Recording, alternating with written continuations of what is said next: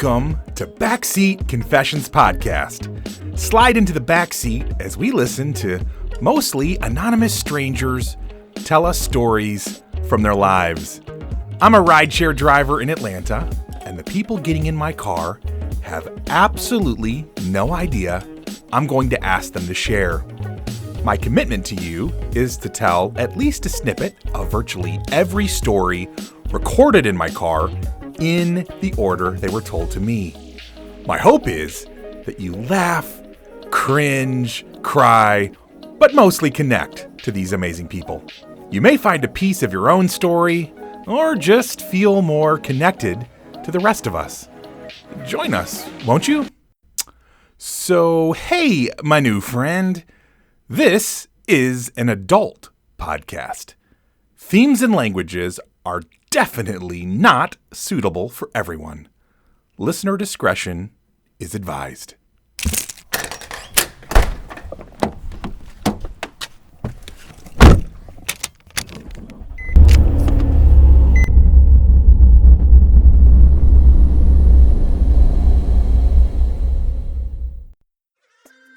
Well, I think you're going to enjoy our ride together on episode 5. Today, we start with a lady who is honestly just experiencing a series of unfortunate events. Then we talk with someone who has dealt with mental health issues in her family and has some very valid critiques of emergency services. We move on to a lady who I think may be confronting her mortality through lucid dreaming and some other situations. And next, we chat with an amazing artist who really just kind of breaks all the social norms, and end with a sexually charged encounter that has left some questions in our fair rider's mind. All right, are you ready to slide into the back seat? And wait, what was that? You've got to put your clothes on? Okay. You've been listening to me talk in your underwear? Ooh, oh wow, okay. Well, I thought you knew this was the drill. Like, I come on and I invite you to do, like, the ride-along, right? So, yeah, I just assumed you knew, if we're gonna go out into the world, there's, some wardrobe requirements. Oh, wait, what? This isn't an actual ride-along? Oh, it's just a figure of speech? Okay, well, in that case, never mind, listener. You can just come along however you're dressed or not dressed. I don't, it's really not even, oh God, relevant. Okay, let's just get into it. So this first story is ultimately about a series of very bad, unfortunate events that have taken place in this lady's life. But I'm just going to address up front the probable elephant in the proverbial room and say that she does touch on some racial stuff, and she is white, or whatever it is we're calling less melanined people these days. And yeah, that's a word I just made up, melanined. Write it down. Anyways, I don't feel like she comes at it with any ill will or bad intent. And this is just her experience, which is all I can ask for from my riders, to just share from their life. Also, keep in mind all of the high racial tensions that were happening in the country at the time of this recording. Anyways, I don't want to get lost in the racial component too much. I mostly just want to focus on what a tough time she was having in 2020. And man, on that note, I can completely relate. Story number 21. Thursday, November 5th, 2020, 1:17 a.m.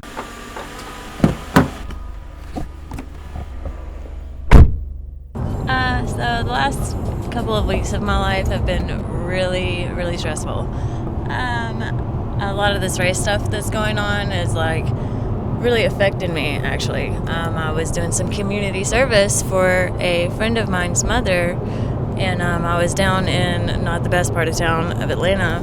Okay. And I was doing charity work for her. So I drove my car down there, and I pull into this apartment complex and it's government housing, and I literally have a gentleman come up to me. He's wasted. I could smell alcohol in his breath, and he puts a 9mm in my face and makes me get out of my car.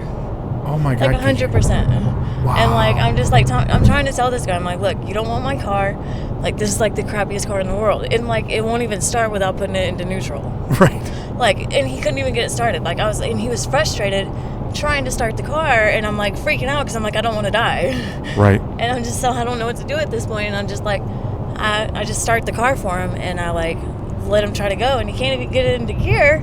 It's like crazy. And I'm just like watching this guy try to leave with my car, and he like gets a mile out of the complex and wrecks it. Oh my God. So like right after that, like my car was stolen, my purse was in my car, my phone was in my car, and it's like I'm the only white person in that entire neighborhood. Oh. So I was like targeted. Oh. So the lady, my friend who lives there, she's a white lady, and she was placed into this community, and they're like very aggressive towards her. She's like 70 almost, probably. And like it's like her and her 8-year-old grandson, they're like facing these people who are like lashing out at them violently, and like even me, and I'm just like, I was just there to help her. You know, like because like I have like a '97 Ford Explorer. It's like the shittiest car in the world. It looks like crap, like, right? Right. And I'm just like, why do they want that car? Right. Like all the nice cars, right? Like no. And so like she explained to me that it's because we're white and we're in this neighborhood. Apparently they think we're like the police or something, and I just don't even know like what's going on with all this. Like, so the guy takes my car and like wrecks it, and like my insurance doesn't cover it. And then, like, now I'm out of a car. I end up getting kicked out of this lady's house, like, the one that I was helping. She kicks me out. And Why? I'm just like... So, I was dating this guy, and he ended up... he's actually in jail right now. Oh, gosh. He turned himself in for a probation warrant. It's misdemeanor, so it's not even a big deal. But he actually had somebody over at her house after she asked us not to, and I wasn't even aware of it. And because of this person that came over... She kicked us out for that. Oh. So, like, he got us kicked out. So, like, Nice. He goes to jail. I'm just, like, left out here. My car gets taken. I have no phone. I have no purse, no identification. And it's, like, a real struggle, you know? It's, like, really sucks. Like, I was like, I'm really going through it. So, on top of that, I found out that my brother was hanging around some people, and somehow one of the people ended up dead. Yes. So, now he's in jail. And it's my twin brother. This is my twin brother. He's in jail for possible homicide. Oh my God. And so like it's like my life is like derailing right now. Like I just like don't even know what to do right now. Like, I'm just like stressed out to the max, and it's like I have no resources. My family's like not trying to like look into this and help me. It's like I don't know what to do right now, and I'm just like I don't know. Like so I'm just taking this lift over here to my friends just so I can get my stuff. And I don't know, I'm going to go from there. So hopefully if your podcast has like a lot of viewers, you can maybe help me find some resources. That would be awesome. That would be amazing. It's like I'm like really struggling out here. Yeah. Like the worst. I don't know if it probably won't release for about a year, but man, gosh, that's well, even a year from now, I just hope it makes an impact. Yeah. Well, and like you're even keeping your that chin guy up. who took my car, like I love that guy. Wow. And like I forgive that guy, like 100%. That yeah. Like I forgive that guy 100%. You're a beautiful human being. So, I mean, he needed that car more than me, but it just sucks he wrecked it like right after he pulled out. Right. And like totaled it. I went to the tow yard and saw it, and it was just like all the airbags in the front were deployed, and like everything was like taken out of it. It just sucks. My insurance isn't gonna replace it. Why not? Because I just had liability. Yeah, unfortunately. Well, So. KJ, keep your chin up. Yeah, well, You're gonna. It's bound to get better, right? I guess. Gosh. And by the way, you don't really know anything yet for your brother, right? No, I haven't. I don't know anything yet. He's got a bond. I don't know if they got the autopsy report back on the guy. Whether or not apparently the guy like was smoking some synthetic marijuana or something. Yep. And I think that that's what caused him to have a heart attack or something. So I really don't even know. I'm kind of in the dark with all of it. So. Right, and he probably can't talk to you because No, he's in jail. Yeah. Good Lord. Well, I love that despite some really tough happenings, she is keeping her head above water, if only barely. Also, she is the rider that had inspired me to think about having some kind of fund set up for riders who are having a tough time. I know it will take time to build trust with you guys, my audience, and also all the fun legal side of setting up some kind of nonprofit, but it is something that I'd like to do eventually, and then give you guys as much info as possible about how the funds were spent, while, of course, keeping most of the recipients anonymous. BT dubs, this is how an idea grows from, hey, let's get some stories and entertain people, to, oh wow, there's a lot more to this project than I thought. But I'm down for the journey, and I'm super glad you're along as well. The next rider is from Canada and has a close-up and personal experience with the authorities on how they deal with people experiencing mental issues. Side note, why are most Canadians just the actual nicest? I mean, we do have a handful of nice people, mostly in the Midwest, but geez, yeah, they're just super duper nice up there in the frozen north, eh? Story number 22. Thursday, November 5th, 2020, 7:58 p.m.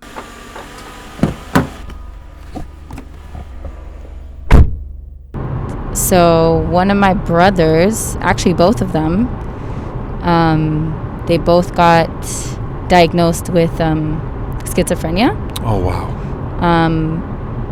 But I've learned a lot through their journeys. Okay. And some things that like even a psychiatrist couldn't even tell you, like it comes with experience and living with somebody or some people that are mentally ill. Mm-hmm. So that's what kind of made me want to go into mental health in university. Wow. Because I originally started with like French, and I didn't even know what I was doing like when I first started university. Right. But I guess as time goes by, life kind of takes it with you, you know. Yeah. I say a lot. Wow. But so what I noticed is they weren't really schizophrenic. They were misdiagnosed. It's crazy, right? That is crazy. Yeah, it's crazy to be like messing with someone's life like that. Yeah. And they actually were diagnosed with drug-induced psychosis. I'm not sure if you know what that is, but it's basically like when you go into like a psychosis, you have like these episodes once you mix it with drugs. So like certain people can't handle, like their brains can't really handle the drugs. Okay. So they go into like these episodes and like, oh my God, like it's just like a nightmare. It's a nightmare for like everybody living with them. Now these are street drugs or? Yeah, these are street drugs. So like, first I thought it was like marijuana. Yep. But it wasn't. Sometimes marijuana can make you go into like a psychosis. Mm-hmm. But this is more of like Xanax, LSD, Adderall, all those type of drugs. Wow. That everyone thinks is like cool, but Right. you just never know, you know, because every brain is different, every person is different, every reaction is different, and it's not even worth it. Like for your loved ones, for yourself, you know, sometimes you just can't come back from it. Like your brain doesn't recover. Wow. But thankfully, like my brothers did. One of my brothers, like he's my inspiration because he's gone through all of this. Yeah. And he's managed to really like change his life around. He knows that like drugs or weed or none of that is not for him. Wow. So he just learned his lesson. Like he got admitted into like a psych ward, like all of the above. So he just learned from that, and now he's doing really good for himself. He started a business. Like he's not even on no medications, like none of that. So that's really good. That's huge. What else did I want to say? I wanted to say something in regards to this. Oh, I feel like, I don't know about in the States because I'm Canadian. Okay. But I feel like this applies here too. I feel like the police authorities, they don't take this very serious when they're called upon. Like I can tell you numerous times I've called the police when my brother was into like having a psychosis. Like he was having an episode, and I called the police, and all they cared about was, oh, does he have a weapon on him? And that I understand. Like, you know, you're looking out for your safety. But also, what about his safety? What about our safety? You know, what about after that? They just care about in the moment. They'll come, they'll assess the situation. Okay, he's okay. Okay, all right. And I'm like, okay, are you guys going to take him to the hospital? Like, they're like, no, he's over the age of 18, so he should be fine. It's just like a dispute. It's a sibling. Like, they'll just make excuses. Like, sometimes he'll like physically attack me, but like I won't really do anything because I know that's not really who he is. He's like the complete opposite. So I'm trying to tell them, but they just don't listen. Like, they refuse to listen. It's just kind of like, it kind of feels like they give you like the cold shoulder, and like it's kind of like, you're wasting my time. I'm trying to get paid. And it's like, it's very frustrating because people's lives are on the hand, and you don't know what this person can do. And what's really sad is this just recently happened. Like, it got to a point where I started getting so frustrated with like authorities that I had to start getting rude with them. Like, I had to like look up my rights, look up whatever it is. That goes back to like me kind of like having to learn things on my own. So it's kind of sad because that there's this one day they didn't want to take my brother to the hospital, and they were telling me like, no, he's fine. And they're like, well, we need a valid reason to take him to the hospital. I'm like, first of all, I called you guys because I told you he's physically attacked me. He has a knife in his hands. He wanted to throw himself off the balcony. Like, he's making there's literally every single thing on the checklist. You can check it off, but they're still telling me we need something else. So I said, okay. I turned on my camera and I made sure they see me recording. And I'm like, okay, so if anything happens to my brother, if he hurts anybody, he hurts himself, I'm going to hold you accountable, and I'm going to hold you accountable, officer. The way it's so crazy. Their whole attitude, everything switched. They were like, okay, nope, you're going to the hospital. I'm like, that, you're damn right. Because I have a midterm right now, and I don't have time for this. Like, a Canadian had to be rude. This must have been really hard on you. Believe? I know. It was so hard. Did you have to go right? You probably wrote this down somewhere, like the day I was rude. The day I was rude. No, but I'm so, on a serious note, like, I'm so glad you stood up for yourself, and really more importantly, you were an advocate for your brother. It's just, it's frustrating. I think one of the things that makes me think of, and I've been thinking this actually just this year with all of the highlight on police issues, obviously, that we're seeing here in the States, and then its relationship to mental health, because so many problems happen with mental health. I wonder if there needs to be almost like a whole separate department, or right? Yes, because I completely agree. Because I want to be mad at the police, but I'm like, let's face it, a 25-year-old dude, bunch of testosterone, you gave him a little shiny badge and a gun, and now we're expecting him, like, he's going to be great. Right. If there's a bad guy shooting at people, he's going to be awesome. But then you throw someone with the mental health thing, and he's not really trained in that, and you're like, why? So maybe part of the problem is, like, the system just isn't equipped, right? And on situations like that, it really should be handled by mental health professionals, and the police should be there only in case things go horribly. How do you feel about that? No, I completely agree. I think it should be the mental health. I think a medical doctor should come, if anything. Yeah, we definitely. But I don't think that the police should be the main. They should be the main people called upon. I agree. Or even dealing with the situation, because sometimes, like, paramedics understand the situation better than a police officer. You know? Yeah. But I don't blame them, but I kind of do blame them. I don't know if I blame the system. Like, I don't know who to blame. It's just like, oh my God. Like, if anything, just put it in your training. I know. I'm with you. But I'm not gonna lie though, there has been a lot of good officers and very helpful ones. You know, there's always going to be some bad guys, some good guys. That's with everything. I know. So are your brothers then still considered to be schizophrenic, or are they now? You said that's been relieved. That's been relieved. They in regards to like schizophrenia, they've been misdiagnosed for that. Wow. So they have drug-induced psychosis. Mm-hmm. And then my other brother, he has a bipolar disorder. Okay. But it's just shocking from someone like from my perspective. Like I'm their sister, I grew up with them, you know. So it's kind of like this came out of nowhere. Like, where did this come from? And then like what's even more sad is that like you see how it affects your parents, you see how it affects your mom. Like, you know, that's what really kills me on top of everything. Having to see my mom like cry to the police to take their son to the hospital and like what like please like just do something. Yeah, that's what made my little Canadian root self come out. And now you've switched your major into mental health. Yeah. And where do you want to go with that? I want to be a psychiatrist. Amazing. To help people and not only just diagnose them, you know, I want to be able to help their family as well. I want people that have been in my situation to kind of feel like they have someone to talk to. You know, whether it's the patient, whether it's the mom, whether it's the dad, the sibling. Like, I feel like I kind of know all perspectives. That is I love that, and I'm sure that's being done, but I always just think of it in terms of the patient. I forget about the fallout on the family. Yeah, that's the thing. Right. And I'm like, do you know how much stress we go through? Oh my God, right. It's kind of like Al-Anon or whatever that is for people that are in addiction.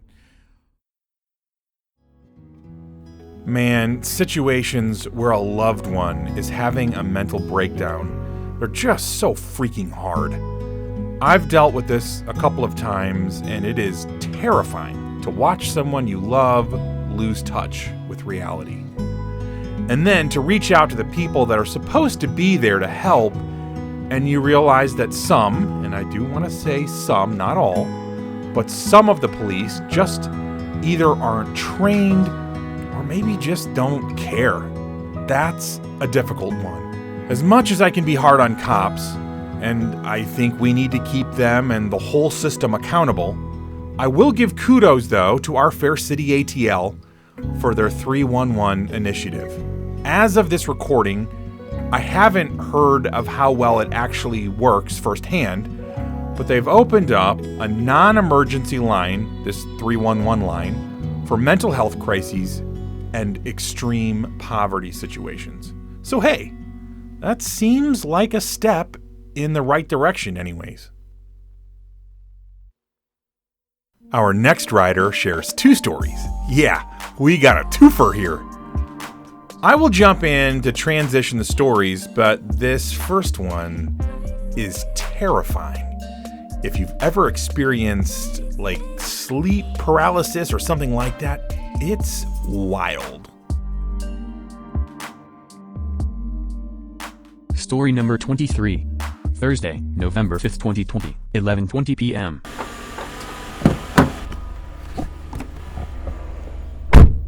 So my mom and I were driving from Atlanta down to Florida. It was a long drive, and driving to my grandfather's house, and tired, went into the room, lay down, went to sleep. I remember the fan being on, and it was just a cool breeze in the room, and went to sleep. At some point in my sleep, it's like I don't know what it was, but I felt it was so surreal, as if I was in the moment, like how I'm looking at you right now, how surreal that is. Yeah. I was floating in the clouds over a theme park. And I got so scared because it was so real. I thought I was dead. Oh, God. It was so scary that I was wiggling my toes to get out of that dream. And as I'm wiggling my toes, I'm actually looking at my toes in my dream, and I'm like, oh shit, I'm dead. Oh no. And I got so scared. My heart was beating so fast because I couldn't get out of this surreal dream. I was like so scared. I was so scared. I couldn't get out of this surreal dream. I didn't know what to do. I was wiggling my toes to get out of this dream. I was shaking my hand to get out of the dream, but I was looking at myself doing it in the dream. So I was like, yeah, I'm I'm dead. I'm dead. And I never had a dream so surreal in my life. Wow. I tried to look it up online, and I think they said it's lucid dreaming. Lucid dreaming, yep. That's exactly And right. I never was able to return to lucid dreaming. Oh, And yeah, so that's amazing. that was amazing. Yeah. I don't know, unless someone has gone through some type of lucid dreaming, they would never understand Yep. lucid dreaming. I've talked to people who've lucid dreamed before. I've never been able to. And there's actually people who practice it. And I know. See, I heard you could practice it. And I'm like, what? Yep, my youngest son practices it sometimes. But I actually know a person who only lucid dreams, which is freaking like what the what? What? Yeah, every night she goes to sleep, she lucid dreams. I don't think I want to lucid dream. No. That was so scary for me. Like my heart was pounding. I don't want to return to it because I thought I was dead. Oh my God. But it was very peaceful. Right. At least I think I was going to heaven. Yeah. I was in the clouds. It was a Right. nice, beautiful day, and I was going over a theme park. I I never love it. even go to theme parks. But whatever. Maybe that's probably where I'm going to go out at. Theme Yeah. Park. But who knows? That's amazing. That's one story. Okay, I love that you're a twofer. Yes. That's amazing.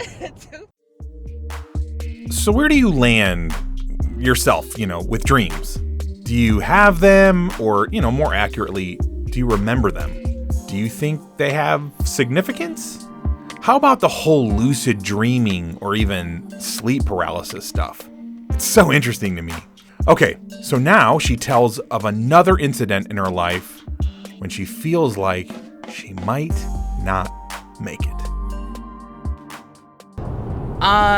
The scariest moment I've ever had in my life was with my ex.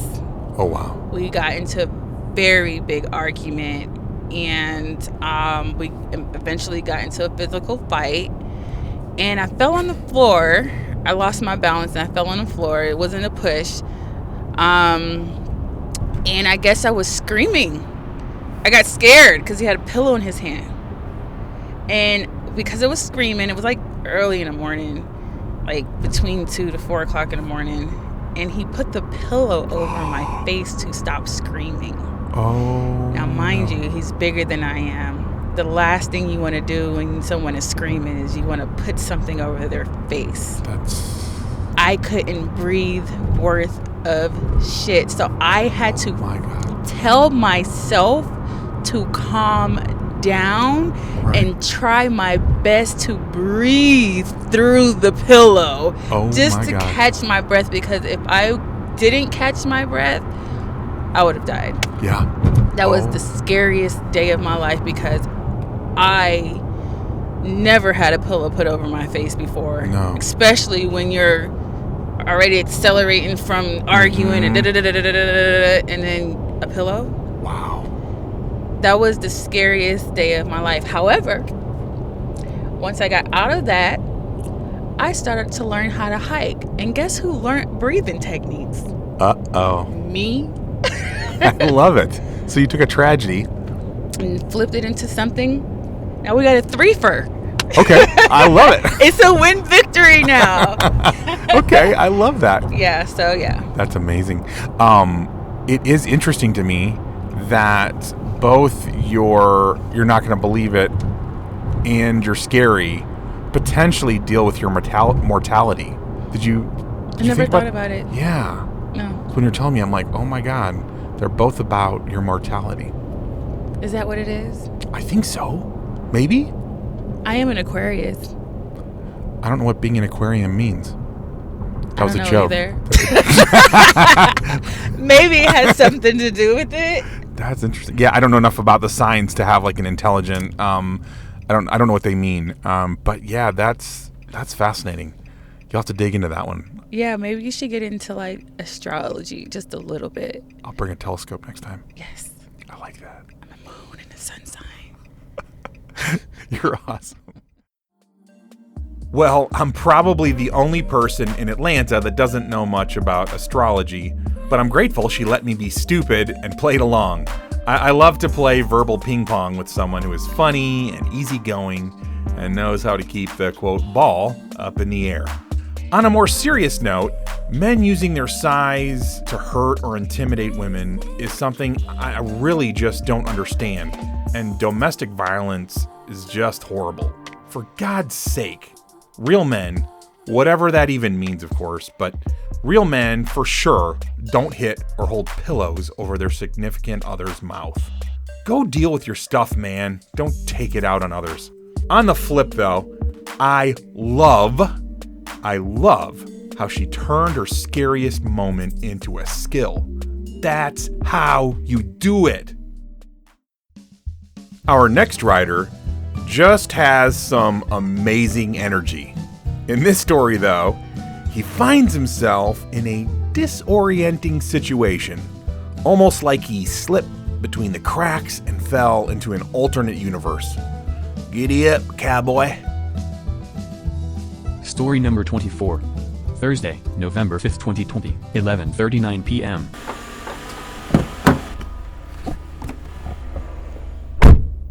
Well, a lot of my people actually only know me from the times that I spent at Georgia State. I never was enrolled there. I never took a class there a day in my life, but someone that I was really close to at the time was enrolled there, and all I would do is go and drink. That was literally all I was there for, was going to party and drink. And I met so many people, and I've had this conversation so many times, that would come to me and they'd be like, "Hey man, well, what are you studying? What's your major, dude? What are you in school for?" "Oh no, I don't go here. I'm just here to party. I'm just here to get drunk. That's all I'm here for." It's amazing. And I met so many people that way. I've almost been indoctrinated into 3 different frats. People have tried to get me to join so many different things, just being around Georgia State, and all I was there for was just drinking with my friends. That's amazing. Yeah, talk about stupid shit that I've done that I thought I had a story for. Oh man, there was one night we partied at what was the more Republican kind of frat. Yeah. And it was a very, very strange night, man. We was maybe a handful of black people in there. It was maybe 10, 11 of us, and I have a party that had maybe 50, 60 people in it. Right. And I just remember getting really, really drunk, and I passed out on the sofa somewhere. And I know, whatever hip-hop song at the time was most popular was playing, and then I woke up to Yeehong and a bunch of really country music in the background. So it was just a really crazy, just fucking scene shift, man. I went to sleep and everybody was just dancing and twerking and all this urban culture's going on, and I wake up and I'm in the middle of the country somewhere. That's hilarious. And obviously for the podcast, you're a young black guy. Yeah. So that's why that would make that a little bit of a whiplash moment for you. Right. Amazing. Like I said, one scene to another. It was really really fast how quick it happened. I And you were telling me earlier, I think this is kind of interesting, you're a musician. Yes. And you... I play guitar, and I do the really crazy, really deep metal vocals, the screaming vocals. Yeah, that's what I've a deep passion of mine, something I love to do for years and years. I've been playing guitar for maybe about 10, 12 years, something like that, man. Yeah. Yeah, and that just I thought that was another interesting factoid, because that's like a makes you a minority within a minority, because not a lot of black people are into heavy metal. So I do know some, but it's pretty right. I'm in that scene myself, and I could probably count the ones of us that are really into metal and stuff like that on one, maybe 2 hands if I had to. It's really, really small. you're in the minority. Love it. For some reason, I'm just personally so fascinated by those people that don't fit into whatever box that most of us do. And, we can blame it on society or whatever other force, but you're just not going to meet many young black guys out there that are metalheads and play. Rock on, man. So our last story today was the final story featured on the bonus episode that came out last year. She has such a great giggle and a very adult interaction with someone in her life. Crazy how you can have a pretty significant interaction with someone and then just completely not talk about it afterwards. Story number 25. Friday, November 6th, 2020, 12:33 a.m.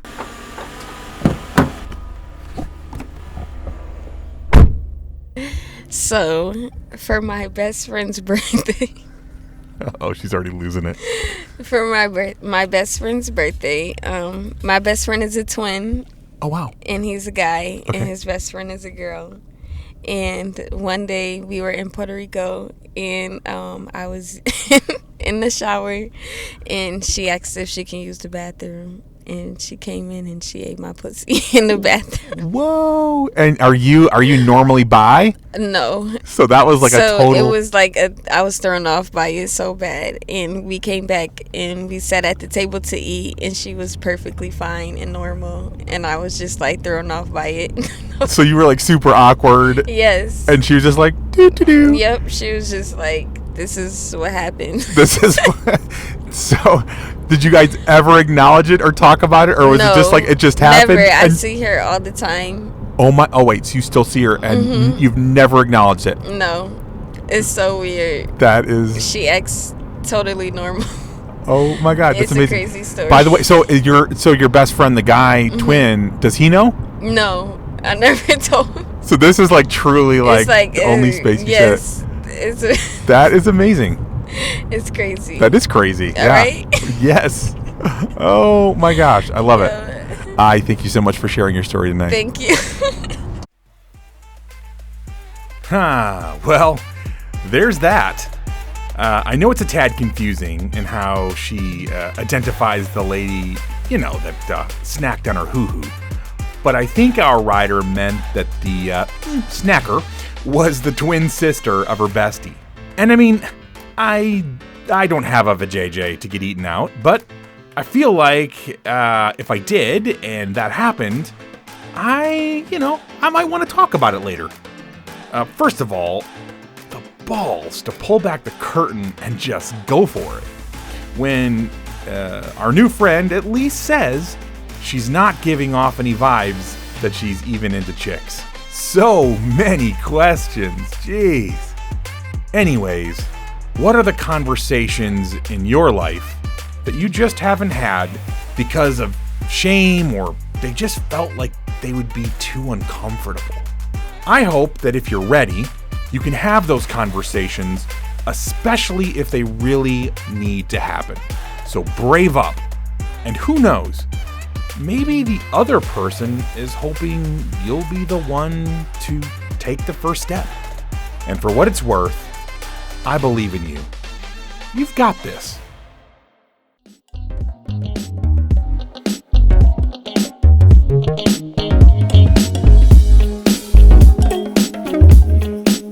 This is what happens when you are a rideshare driver in Atlanta and ask people for their stories.